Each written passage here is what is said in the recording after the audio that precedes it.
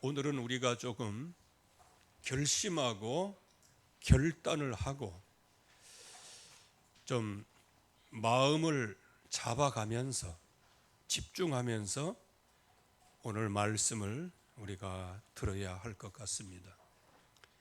하나님이 이 세상에 죄악의 강량함으로 말미암아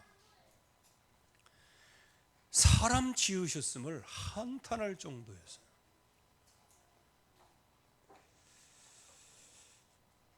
그러나 그 가운데 딱 한 사람이 하나님의 시선에 발견이 되어진 것이죠.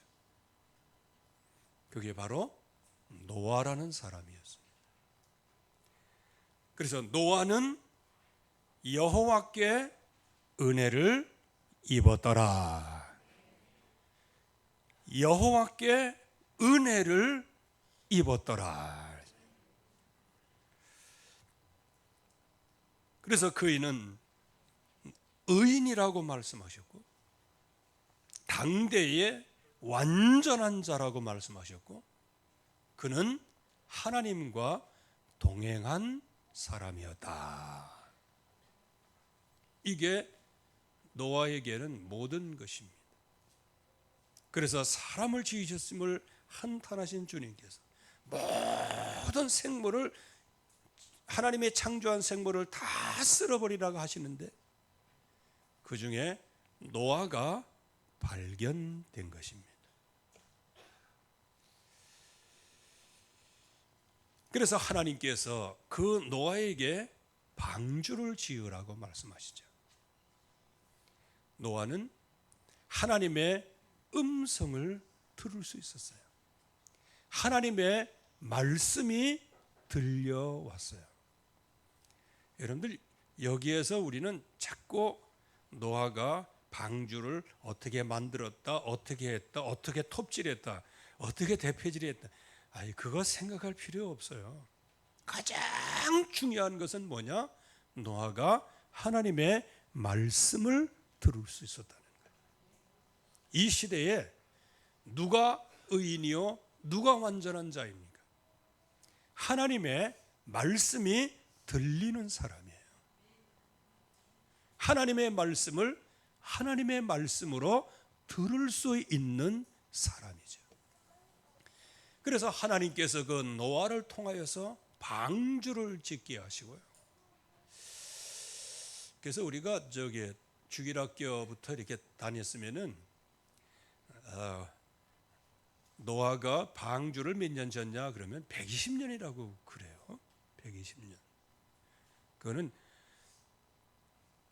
창세기 6장의 그 타락된 네피림 시대 이후에 하나님께서 인간의 생명을 120년이라고 했지 120년 동안 방주를 졌다고 말씀하신 것은 아니에요. 성경에는 몇 년이라고 말씀을 안 하셔요. 적어도 500세 때 자녀들을 낳았어요. 셈과 함과 야벳을 낳았어요. 그리고 하나님이 방주를 지으라고 하실 때 이 방주를 짓되 너와 내 자녀들을 위하여. 그렇다면 이미 자녀가 적어도 셋은 생산된 거 아니겠어요? 그러면 홍수는 언제 일어나요? 600세 때 일어나는 거예요. 그러면 길어야 100년. 그리고 노아의 자녀들이 성년이 되었다 그러면 길어야 80년 정도 이렇게 되는 거예요. 그래서 이제 이런 것들을 그냥 쉽게 간과해가지고 무조건 그냥 120년. 왜? 성경 확인도 안 해보고 계속 120년 하다 보니까 그게 습관이 돼버리고 말았어요. 그런데 하나님은 120년이나 80년이나 10년이나 그건 의미가 없어요. 그런데 마귀는 그거를 딱 틈타갖고 봐라! 말씀 거짓말하지 않냐? 속이지 않냐? 이렇게 이제 빌미를 잡는 거예요.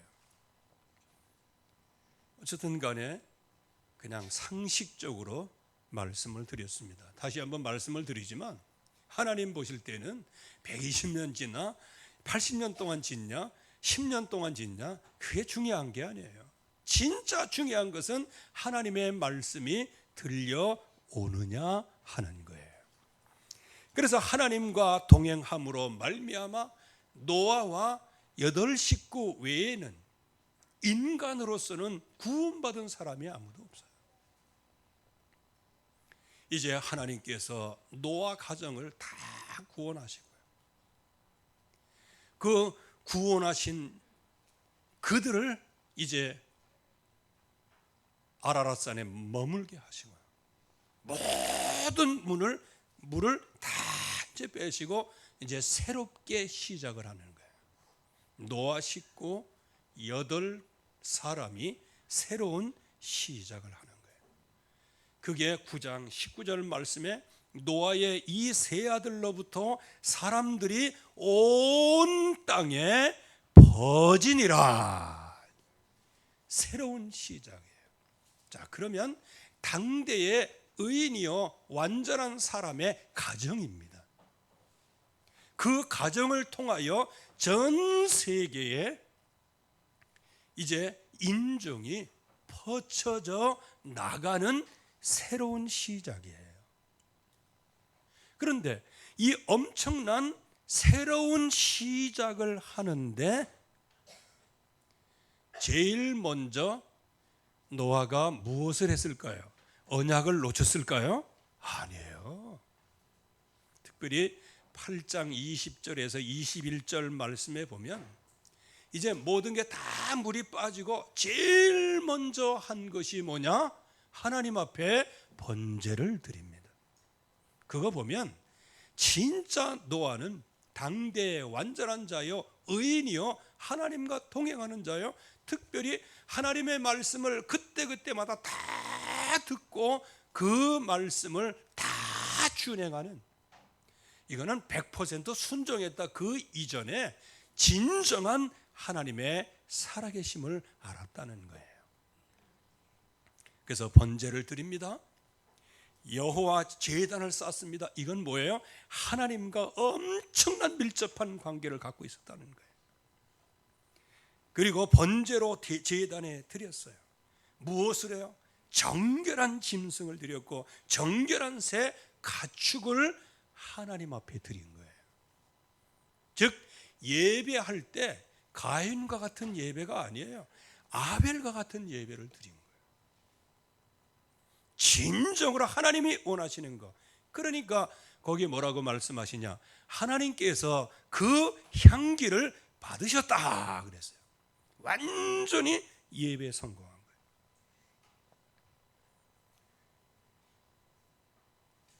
여러분들 예배 성공하시기 바랍니다. 근데 예배 성공하는데 하나님이 엄청난 축복을 주시는 거예요. 베드로가 주는 그리스도시여 살아계신 하나님의 아들이십니다라고 고백할 때 바요나니가 시모나 복이 있도다. 네가 베드로다. 이 반석 위에 내가 교회를 세우리니 음부의 권세가 너를 이기지 못하라. 네가 땅에서 매면 하늘에서도 매일 것이요 땅에서 풀면 하늘에서도 풀리라. 언약을 확실하게 붙잡은 사람에게는 하나님께서는 어마어마한 복을 주시는 거예요. 여호와 앞에 제단을 쌓고 번제로 그 제단에 드리니 하나님이 그 향기를 받으시고 거기에 축복을 하십니다. 특별히 9장 1절 말씀에는 생육하라, 번성하라, 땅에 충만하라고 말씀하시죠. 그래서 하나님께서 이 노아의 세 아들을 통하여 전 세계 온 땅에 생육하고 번성하고 충만한 축복까지 임하게 된 거예요. 거기에다가 노아에게 또 복을 주셨어요. 이건 언약 잡는 자에 대한 복이에요. 지배권까지 두셨어요. 지금까지는 창세기 3장 이전에, 홍수 이전에, 특별히 창세기 3장 창상 이전에는 동물과의 모든 게 다 소통이 되었던 거예요. 그래서 그때는 채소만 먹을 걸로 주었어요. 근데 오늘 9장의 이 말씀을 보면 땅의 모든 짐승이, 공중의 모든 새, 바다의 모든 물고기가 너를 두려워하고 무서워할 것이다. 다 같이 한번 따라 보세요. 이유는 하나님이 붙이셨기 때문이다. 하나님이 붙여주셨어요. 그래서 여러분들 아무 고기나 다 먹어도 됩니다. 근데 왜 하필 또 개고기만 못 먹게 해가지고, 뭐 하기는 개고기 외에 염소고기도 있어요. 더 맛있는 건 많아요. 뭐 그거는 뭐 우리 여러분들의 선택 사항이고요. 어쨌든 간에 땅의 모든 짐승과 모든 새, 모든 바다의 모든 물고기를 다스리고 정복하라고 말씀하셨어요. 여러분들이 정복하시길 바랍니다. 여러분들 이 정도로 복을 받았으면 노아 한 사람을 통하여서 이제는 전 세계가 노아의 손에 통치를 받게 되어 있는 거예요. 통치를 받는 거예요. 그런데 뭐를 잊어버리지 마라? 언약 하나를 잊어버리지 마라. 창세기 2장 7절 말씀에도, 그리고 2장에도 에덴 동산을 다 만들어 놓으시고 다 임의대로 하되 선악을 알게 하는 나무의 열매는 먹지 마라. 그걸 먹는 날에는 정령 죽으리라고 말씀하셨어요. 노아에게도 말씀하셨어요. 모든 것 전부 다 네가 다스리고 전부 다 붙여주겠다. 그러나 진짜 네가 드린 그 번제 하나만은 영원히 잊지 말아라. 이제 이 뜻이거든요. 왜? 그 번제로 말미암아 방주를 통하여 구원받았다는 사실을 노아가 누구보다도 알고 있었고, 그야말로 거의 한 100여 년 가운데, 그 전에도 뭐 주님과 하나님과 동행했겠지만요, 그런 엄청난 축복을 받았어요. 그런데 말이죠, 여기에 복병이 하나 있는 거예요. 그래서 여러분들 복병을 조심해야 돼요. 고린도전서 10장 12절 말씀에는 선줄로 생각하는 자는 넘어질까 주의하라는 거예요. 여러분들이 믿음의 확신이 오십니까? 그건 여러분들의 확신이 아니에요. 하나님이 주신 겁니다. 그래서 여러분들 믿음을 자랑하면 안 돼요. 하나님을 자랑해야 돼요. 내게 주신 축복을 자랑하는 것보다는 내게 축복 주신 하나님을 자랑해야 됩니다. 그런데 이 노아가 이제 농사를 이제 짓기를 시작하죠. 농사를 짓기를 시작합니다. 어떤 농사를 짓기 시작해요? 포도나무 농사를 짓기를 시작해요. 그 어떤 사람들은 이 농사를 모르는 사람들이 자꾸 그래요. 여러분들 그 몇 개월 동안 물에 잠겨 있다고 해서 포도나무가 죽거나 그렇지 않아요. 예, 그때 이제 물 다 빠진 다음에 그거 이게 딱딱 전정해 갖고 막 꽂으면은 포도나무는 자라게 돼 있어요. 또 그 가운데 물 속에 그렇게 있다가도 햇빛을 쫙 받으면 쫙 크게 돼 있는 게 그게 포도나무예요. 포도나무는 불로 타기 전에는 생존력이 어마어마한 거예요. 그러니까 예수님께서 나는 포도나무다 이렇게 말씀, 너희는 가지다 이렇게 말씀하시죠. 그래서 여기에 포도나무 농사를 짓게 되어집니다. 포도나무를, 여기에 포도주를 만드는 법을 알았다 몰랐다? 아마 알았을지 모르겠어요. 왜? 노아 시대의 그 사람들이 얼마나 발달됐겠습니까? 그 부분에서. 어쨌든 간에 생각해 보세요. 농사를 졌는데 먹는 사람은 주로 8명과 거기에 이제 자녀들밖에는 먹는 게 없어요. 그러니까 얼마나 많이 남겠어요. 그러니까 창고에 쌓아두면은 그게 이제 뭐예요? 발효가 되죠. 발효가 되면은 냄새가 그거 기가 막혀요. 여러분들 포도 발효되는 냄새 맡아보셨어요? 한번 와이너리 같은 데 이렇게 가보시면은요, 포도가 쫙 놓고 그냥 자연 숙성하는 데 가보면 그 냄새가요. 그렇다고 해서 지금 술 얘기하는 거 아닙니다. 냄새가 그 아주 향긋한 거예요. 커피 냄새 향긋한 것처럼 말이에요. 그러다 보니까 포도나무 농사에다가 그것이 1년, 2년 숙성을 하잖아요. 그래서 어떤 포도주는 뭐 한 병에 수백만 원 하는 거 있어요.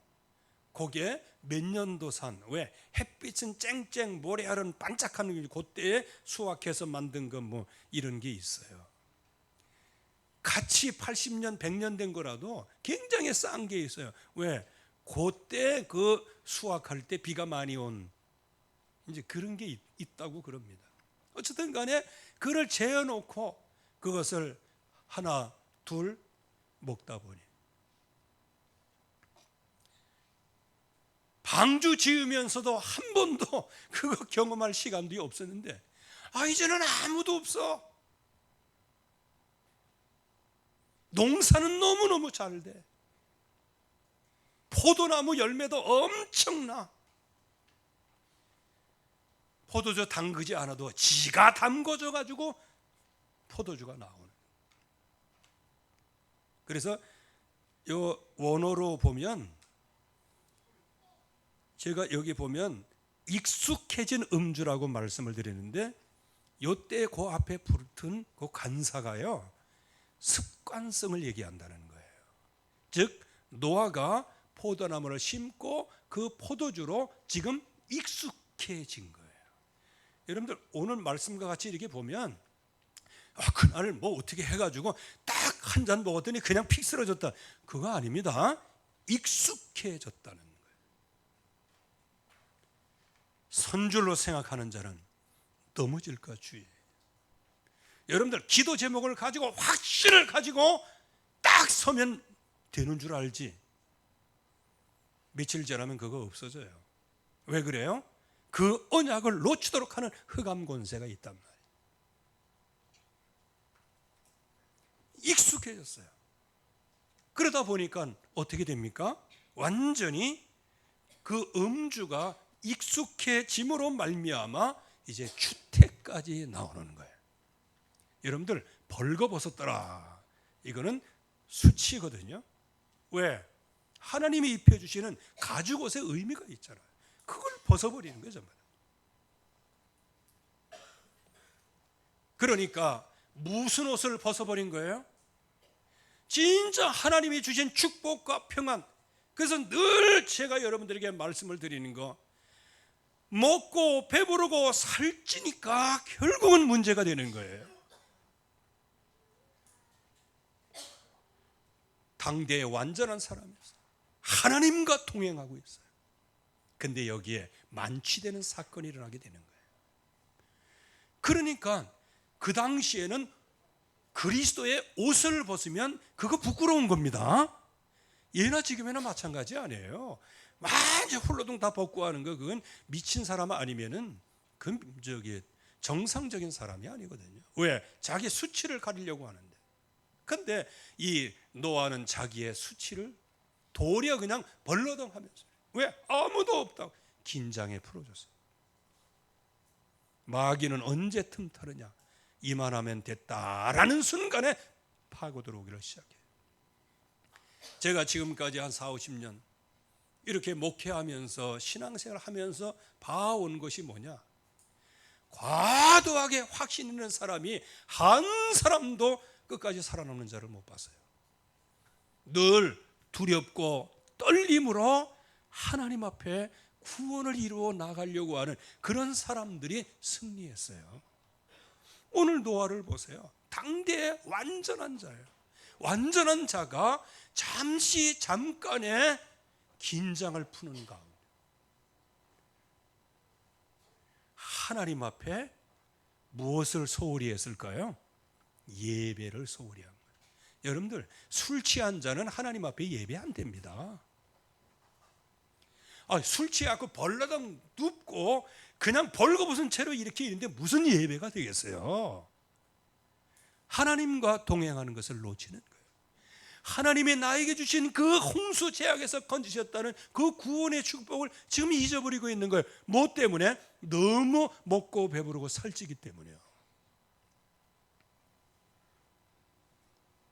그래서 여러분들이 돈 좀 있다고 긴장 풀지 마세요. 뭔가 좀 안정됐다고 긴장 풀지 마세요. 하나님이 주시는 약속의 말씀을 붙잡고 하나님만 바라보고 집중하는 게 저와 여러분들의 평안이요, 기쁨이요, 즐거움이요, 행복이요, 생명입니다. 오직 그리스도께만. 그런데 이제 문제가 하나 온 거예요.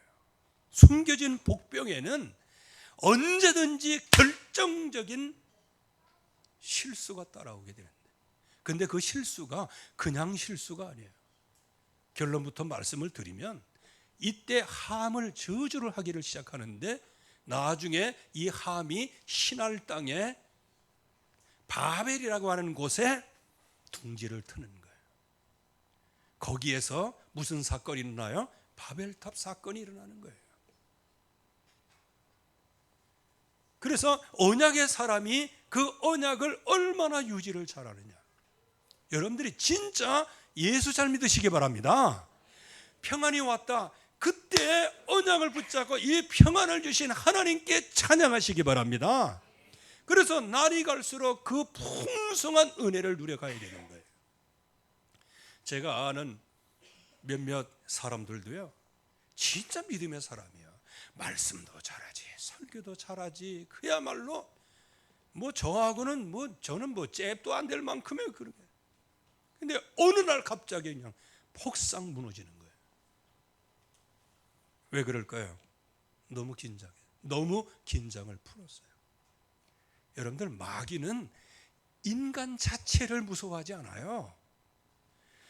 그 사람 속에 있는 그리스도, 그 예수 그리스도의 이름을 믿고 마음으로 믿고 입으로 시인하는 그것을 마귀가 무서워하는 거예요. 여러분들 안에 계신 그리스도, 그분을 무서워하지 믿지 않는 여러분들을 아무것도 아니게 허수아비예요. 저와 여러분들이 예수의 이름을 부르고 그분 앞에 나아가고 분명히 그가 계신 것과 그를 찾는 자들에게 상준이신 것을 믿고 있는 그 사람에게 역사하시는 거예요. 여러분들, 렘넌트는 라이센스가 아니에요. 렘넌트는 끝까지 살아남는 걸 얘기하는 거예요. 렘넌트이기 때문에 끝까지 살아남는 게 아니고, 끝까지 언약을 붙잡았더니 끝까지 살아남는 거예요. 그래서 우리 렘넌트들은 진짜 주의해야 돼요. 하나님께서 렘넌트로 끝까지 살아남는 자로 부르신 거예요. 그 약속이지 약속 성취는 아직 안 된 거예요. 성취가 되고 있는 것이지. 그래서 여기서 보세요. 술에서 깨어났어요. 즉 인사불성으로 있었다는 거예요. 이제 술에서 깨어났어요. 한마디로 얘기하면 제정신이 돌아왔어요. 특별히 참고로 잠언 23장 29절에서 35절 말씀에 보면, 재앙의 근원이 뭐냐? 근심의 근원이 뭐냐? 분쟁의 근원이 뭐냐? 까닭없는 상처와 까닭없이 무너지는 이유가 무엇이냐? 붉은 눈이 누구에게 있느냐? 즉 보는 시선이 왜곡됐다는 거예요. 그 시작은 술에 잠긴 자에 있다. 혼합한 술을 구하러 다니는 자가 있다. 그래서 포도주는 붉은 잔에서 번쩍이며 보험직하죠. 순하게 내려가나니 너는 그것을 보지도 말지어다. 보지도 말지어다라고 말씀하세요. 위험이 있어요. 그것이 마침내 뱀같이 물 것이다. 여러분들, 뱀은 문제 역사예요. 언약을 놓치면 역사하고 언약 잡아도 계속 공격을 하는데 결정적으로 파고 들어오는 게 뭐냐? 이 언약을 흔들어 놓고 결정적으로 와서 무는 거예요. 뱀같이 물 것이다. 독사같이 쏠 것이다. 그리고 무지각을 가져오게 돼요. 내 눈에는 괴이한 것이 보일 것이요 내 마음은 구부러진 말을 할 것이다. 그래서 이게 누구다? 술에 잠긴 자를 얘기해요. 그러면서 무감각하게 되어지는 거예요. 술 취하는 거. 바다 가운데 누운 자 같을 것이요 돛대 위에 누운 자 같을 것이요 사람이 나를 때려도 아프지 아니하고 상하여도 내게 감각이 없도다. 이게 술 취한 자. 이 상태가 노아의 상태였다. 그러니까 뱀이 파고들고 독사가 파고드는 거예요. 독사가 파고들고 흑암이 역사한다 그 말이에요. 그러면서 술 취한 자는 어떻게 돼요? 내가 언제나 깰까? 깨고 난 다음에는 다시 술을 찾겠다 하리라. 여러분들 말씀을 바로 들어야 돼요. 노아가 당대 의인이요 완전한 자 하나님과 통해 있는데 어떻게 하다가 농사 한번 잘못 지고 마음의 긴장 한번 풀다가 포도주로 흠뻑 젖어가지고 벌거벗고 누운 상태에서 아들이 들어와가지고 함이라는 아들이 딱 들어와 보니까 이거 엘라리 꼴라리. 어떤 사람은 이걸 확대 해석하는 사람도 많더라고요. 어떤 사람은 확대해서 해석하는데 그러니까 쉽게 얘기하면 뭐라 할까요? 동성애적 감각을 함이 가지고 있었다는 거예요. 그러니까 아버지가 진노를 한 것이죠. 그러나 그거는 여러 가지 학설 중에 하나예요. 그리고 아주 좀 온유한 학설이 또 하나 있어요. 그건 뭐냐? 가나안을 저주는 하긴 했지만 진짜 저주빨의 저주가 아니고 너 그렇게 인생 살면 저주받는다. 이제 이 뜻으로 저주를 했다는 그런 얘기도 있어요. 그러나 분명한 사실은 노아가 제정신이 돌아왔어요. 이 얘기를 듣는 순간에 자기 수치가 드러난 거 아니에요? 여러분들 우리의 이 수치는 가죽옷을 입어야만 가려지는 거예요. 근데 이것을 홀로당 벗어버리면 나중에 어떻게 되는 거예요? 그 수치감에 못 견디는 거예요. 아무리 자식이라고 할지라도 아비의 결정적인 급소와 그 수치를 떠벌리고 돌아다녔다? 이거요, 그 아비로서 그렇게 견디기가 쉬운 건 아니에요. 그러니까 술이 깨어 자기에게 행한 일을 알고 함의 아들을 저주를 하는 거예요. 함이 그렇게 했는데 왜 함의 아들 가나안을 저주를 해요? 그런데 오늘 말씀해 보면 가나안이라고 하는 아들이 몇째가 되지만 그러나 최고로 그 함에게 있어서는 존귀한 아들처럼 느껴지게 됐는가 봐요. 그러니까 가나안의 아비 함 이렇게 나오죠. 이 저주를 하는 거예요. 그래서 이 함, 이 자녀들이 어디에? 신할 땅에 자리를 펴고, 아까도 말씀을 드렸지만 바벨탑 쌓는데 가장 근원적인 역할을 한 것이 이렇게 되는 거예요. 즉 저와 여러분들이 오늘 언약, 오직 언약만 붙잡기를 원합니다 하고 환골탈태하지 않으면 언제든지 우리 후손에 이런 저주와 재앙이 임할 수 있는데, 이거는 외부에서 온 재앙이 아니에요. 노아 자신이 저주한 재앙이에요.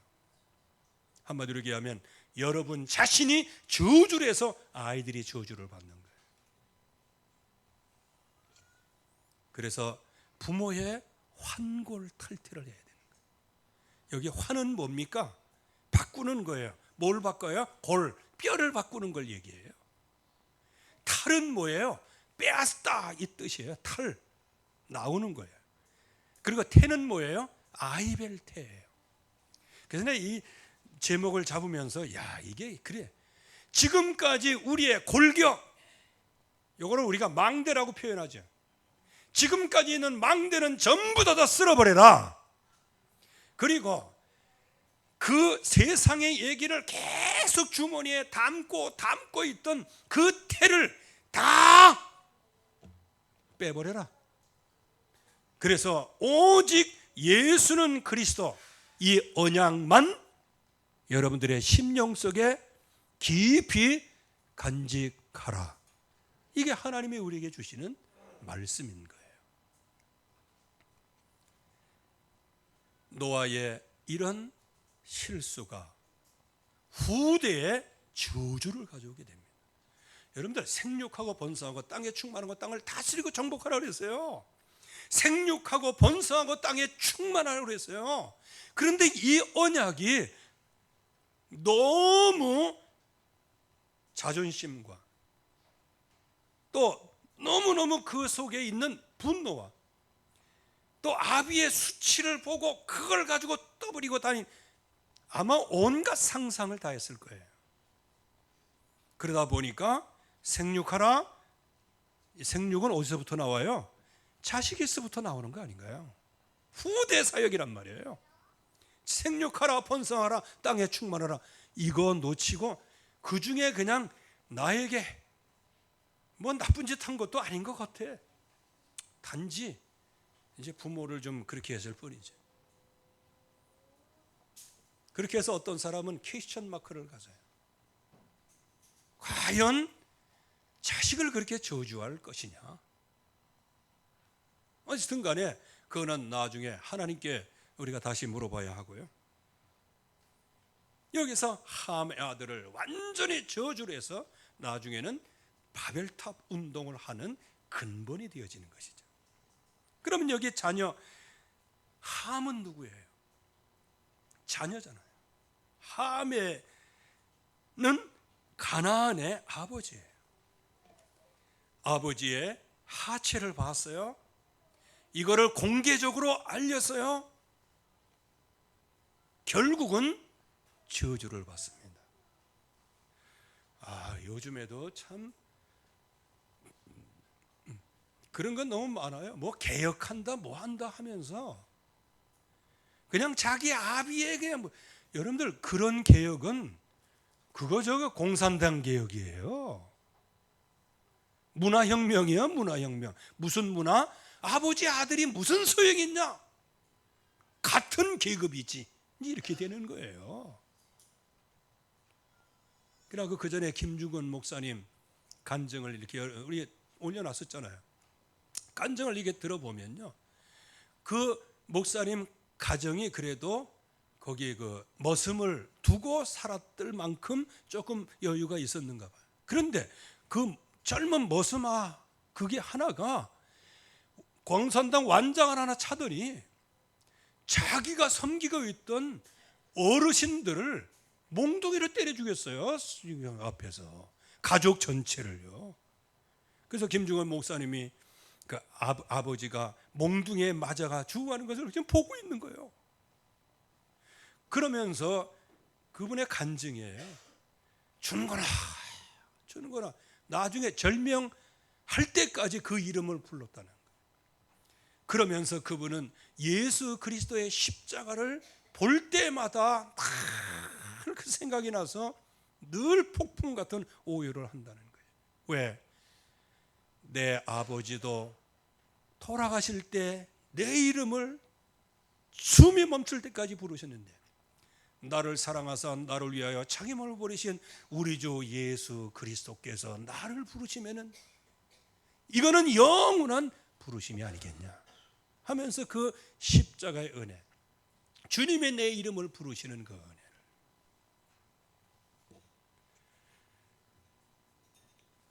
여기에 함이 놓친 게 있어요.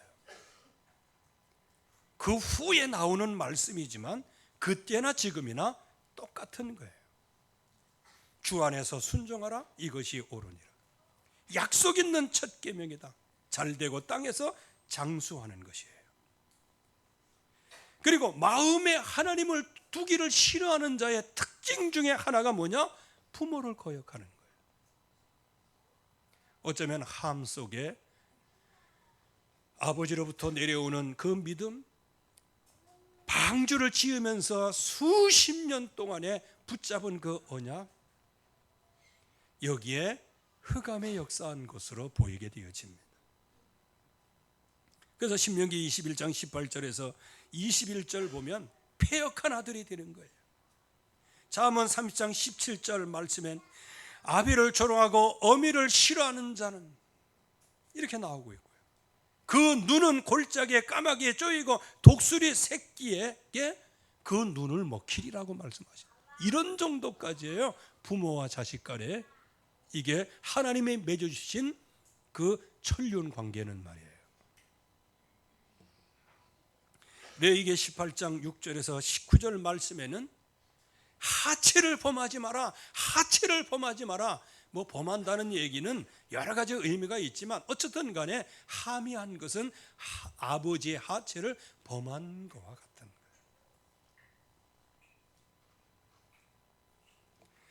베드로전서 3장 9절에서 10절 말씀에도 여기에 모든 주의 눈은 의인을 향하시고 주의 귀는 의인의 간구에 귀를 기울이신다.